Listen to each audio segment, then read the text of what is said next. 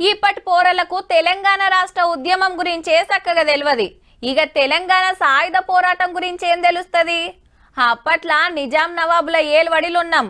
ఊర్లల్లో భూస్వాములు, జమీందార్లు, పటేళ్ల పెత్తనం ఉండే. పబ్లిక్ ను మస్తు గోస పెట్టేటోళ్ళు. సూషి లడాయి అందుకున్నారు. అటు రజాకార్లను కూడా ఉరికిచ్చిండ్రు. గా పోరాటంలా ముంగట నడిచినోడే మన రావి నారాయణ రెడ్డి సారు. తెలంగాణ సాయుధ పోరాట యోధుడు రావి నారాయణ రెడ్డి నేషనల్ అవార్డును supreme court retired judge Sudarshan Reddy sir కి ఇచ్చిండ్రు. ఈ ఏడు సీఎం రేవంత్ రెడ్డి సారు, మంత్రులు, కమ్యూనిస్టు లీడర్లు చాలా మందే వచ్చిండ్రు. మన రాష్ట్రం మనకు ఎట్లొచ్చిందో వివరంగా చెప్పుకొచ్చిండ్రు. అట్లనే ఫోన్ ట్యాపింగ్ కేసు గురించి ఎల్లబెట్టిండు ముఖ్యమంత్రి సారు. విచారణకు పిలిస్తే ధర్నాలు, నిరసనలు చేసిరు కదా బీఆర్ఎస్ పార్టీలు. దాని మీద గిట్లా అన్నాడు.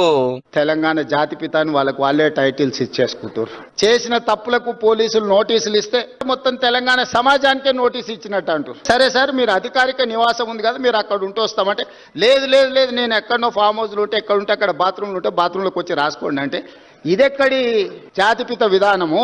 తెలంగాణ కోసం మస్తు మంది కొట్లాడినా మొత్తం ఫాయిదా చేసుకున్నది కల్వకుంట్ల కుటుంబమే అనుకొచ్చేండు.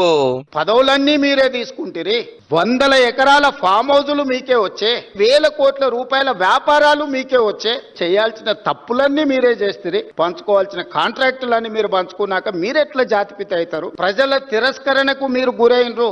కానీ ప్రజలు ఓటేయక ప్రజలే తప్పు చేసిండ్రన్న ఆ నేరాన్ని ప్రజల మీద మోపడానికి ప్రయత్నం చేస్తే ఇదెక్కడి ప్రజాస్వామ్యము? ఇదెక్కడి జాతిపిత? ఒక్కరు కొట్లాడితే రాష్ట్రం రాలే. అన్ని పార్టీలు, అన్ని సంఘాలు జేఏసీ జెండా కింద లడాయి చేసినాయి.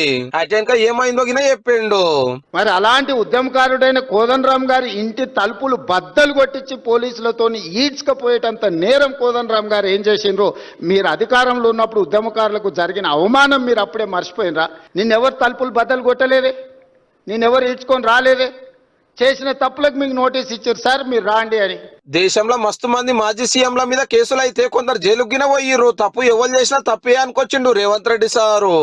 నేరాలు చేస్తాం, ఆ నేరాలను మీరు అడగొద్దు, మీరు విచారించొద్దు అనే స్వేచ్ఛ, క్రిమినల్ ఫ్రీడమ్ లేదు అని